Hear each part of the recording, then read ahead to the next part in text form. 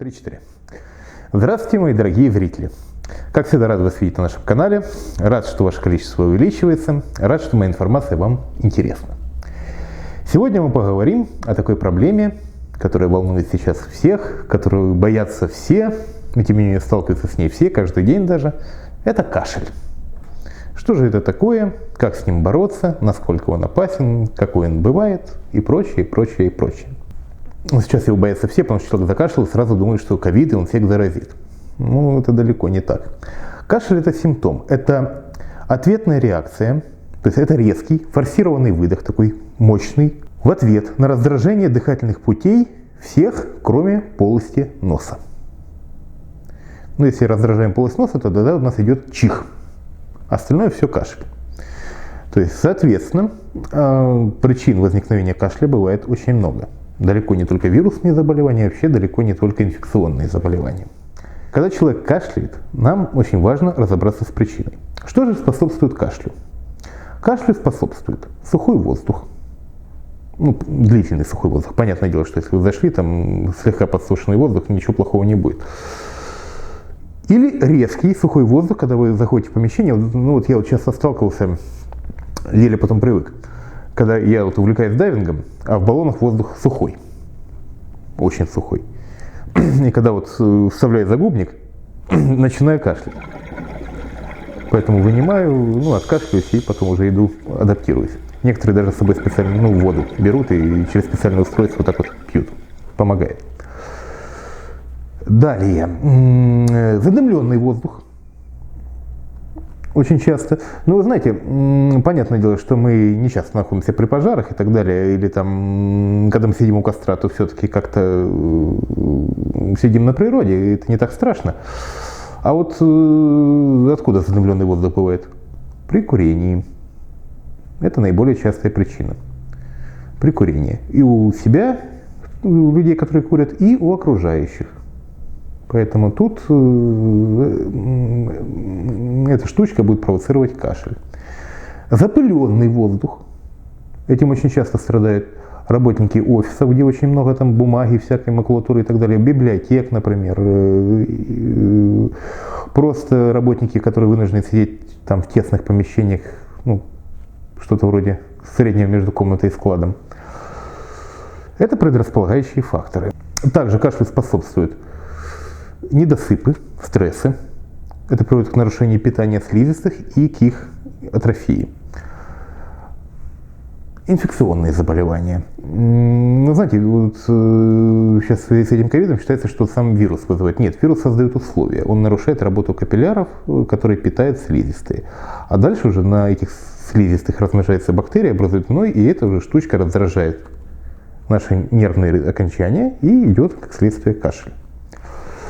Значит, в зависимости от того, чем вызван кашель, мы его будем и лечить.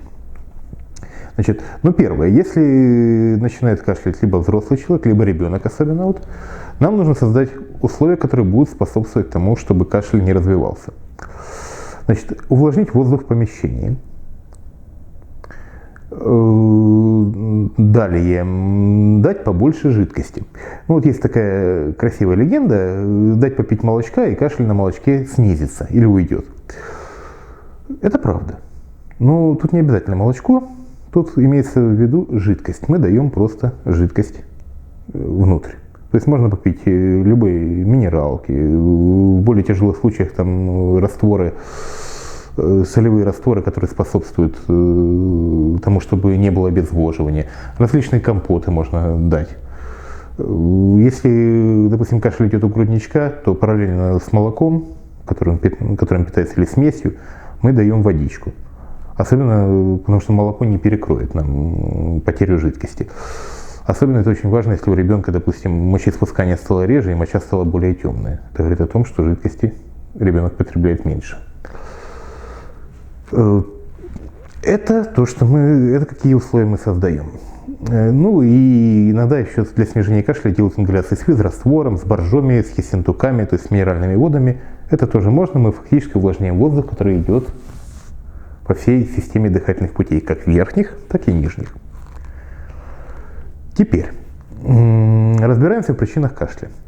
Наиболее часто кашель у нас возникает вследствие того, что из носа что-то падает на заднюю стенку глотки и на гортань, и мы пытаемся это откашлять. Что это может падать? Либо комки слизи, либо гной, то есть сопельки. Поэтому очень часто на это не обращают внимания. Бывает так, что нос дышит хорошо, но сзади образуется гной и стекает на заднюю стенку глотки и на гортань. Здесь нужно лечить нос местным антибиотиком обязательно, а в горлышко при этом, если кашель незначительный, мы брызгаем любые антисептические растворы, такие как мироместин, ингалипт, кометон и подобные. Если же кашель сильный, если нам тяжело откашляться, если тут примешивается хрипотца, тогда мы брызгаем в горлышко различные антибактериальные масла. Это и тоже бальзам Караваева, это и тоже косметическое масло чайного дерева, это и эвкалиптовое масло, только не концентрированное, а разбавленное, естественно. Вот такие вещи. Если же у нас стекает просто слизь обильно, мы брызгаем в горлышко масло зародышей пшеницы. Этого будет достаточно, чтобы остановить кашель. Всем добрый день. Хочу сообщить, что кроме моего канала на YouTube еще появился мой канал на Инстаграме. Поэтому смотрите меня там. Будет много роликов о моей работе, о интересных случаях на работе, ну и в жизни тоже. До встречи в Инстаграме. Пока-пока. Это по поводу верхних дыхательных путей. Еще есть такая разновидность кашля, которая бывает при ларингитах, но не при тех, когда хрипит голос, а при тех, когда голос не хрипит и сужается подголосовое пространство. Это бывает только у деток 4 лет, мы про это рассказывали в нашем канале. Называется ложный круп. Кашель там лающий, без изменения голоса. Здесь мы его снимаем противоаллергическими препаратами. Даем такие препараты, как супрастин, например, или там гормончики колем, преднизолон тоже, чтобы снять резко аллергический отек. Даем ингаляции с гормональными препаратами, например, с пульмикортом. Это мы все делаем. Ну и также с физраствором тоже потом ингалируемся. Теперь нижние дыхательные пути. Нижние дыхательные пути это что? Трахея, бронхи, альвеолы. То есть вот так это они идут. Из гортани выходит трахея, разделяется на 2 главных бронха. Те, в свою очередь, делятся справа на 3 долевых бронха, слева на 2 долевых бронха. Те делятся на сегментарные, те на более мелкие и, в конце концов, переходят в альвеолы. Я знаю, что есть еще и бронхилы и так далее, просто так сокращенно. Значит, естественно, здесь, во-первых, мы лечим причину.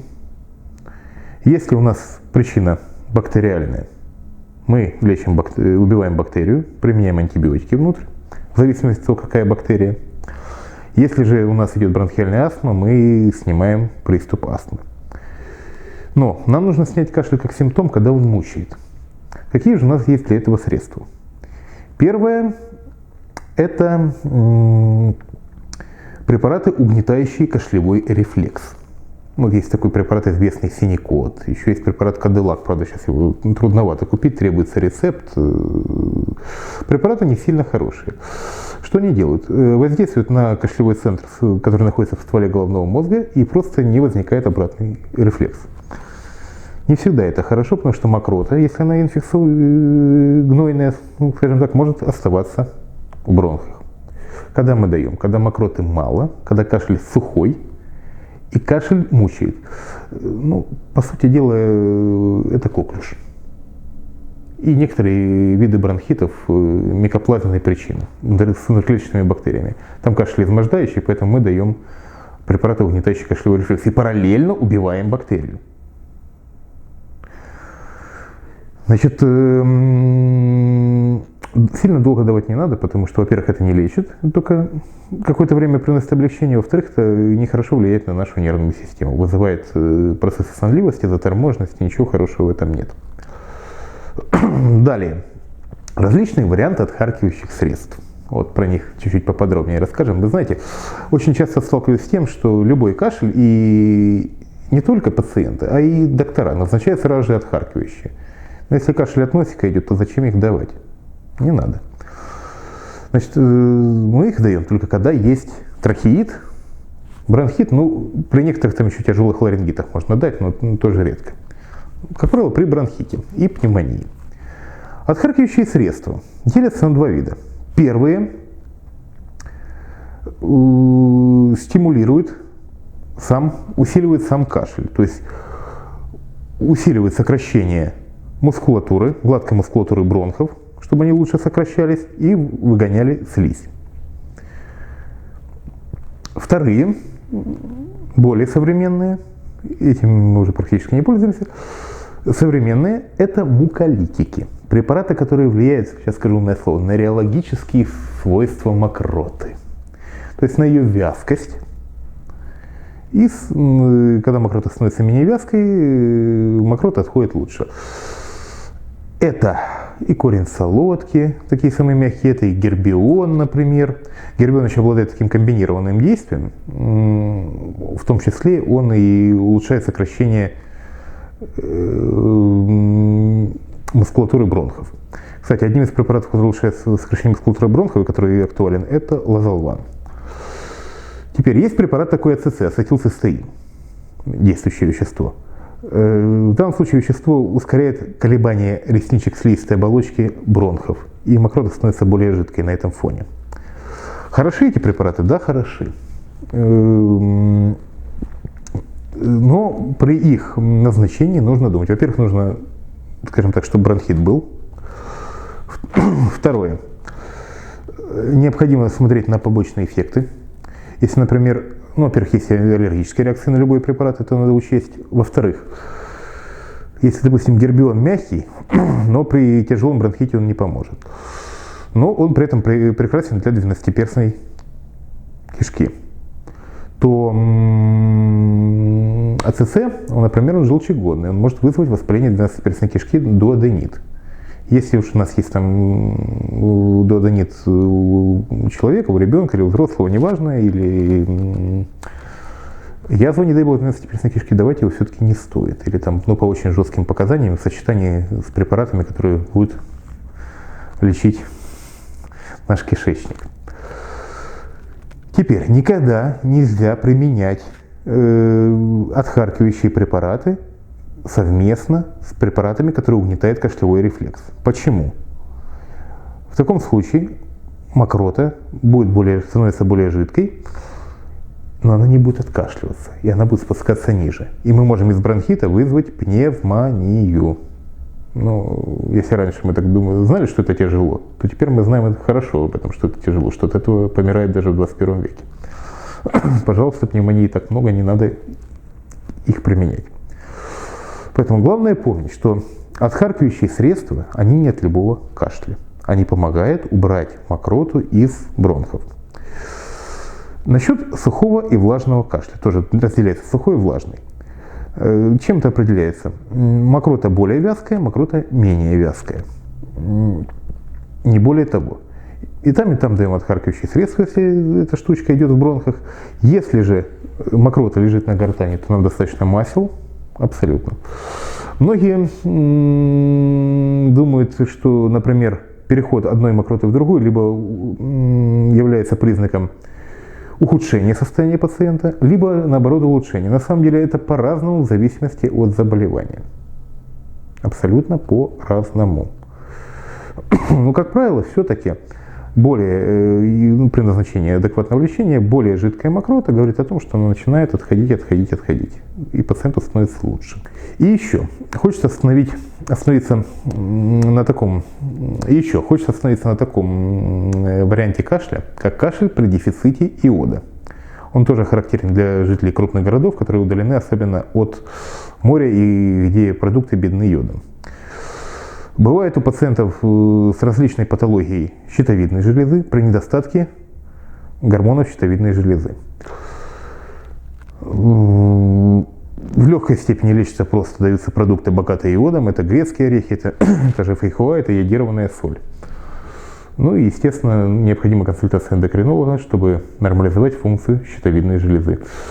То есть, если идет беспричинный кашель, если при этом анализы крови в порядке, рентген нормальный, мы не видим ничего плохого в бронхах, мы не видим ничего плохого в носу, в горлышке, надо подумать еще и о щитовидке. Итак, хочется подвести черту под сегодняшней серией. Помните, кашель – это просто резкий форсированный выдох. Он может быть защитной реакцией на попадание нашего в неблагоприятный воздух, может являться симптомом какого-то заболевания. Универсального препарата для лечения кашля нет и быть не может. Тот или иной препарат даем в зависимости от заболевания. Для точной диагностики, конечно, необходимо обратиться к доктору. И также нам необходимо убрать предрасполагающие факторы, которые стимулируют кашель. Это сухость воздуха, воздух увлажняем, это стресс и недосыпы, излишний аллергический фон, запыленность помещения, задымленность помещения. Так что оставайтесь крепкими, здоровыми, старайтесь не кашлять, но если кто-то кашлянул рядом с вами, не бегите от него как от прокаженного. Поверьте, далеко не всегда он заразен. 99, что он не заразен, этот человек. Не паникуйте, когда кашляет ребенок. Просто действуйте адекватно и спокойно. И будет все у нас прекрасно. Будьте здоровы. Оставайтесь с нами. Ставьте нам лайки. Жмите на колокольчик. Распространяйте видео наше среди своих друзей, знакомых. Рекомендуйте нас. Ну, если вы считаете, что наше видео можно рекомендовать. Пока-пока. До новых встреч.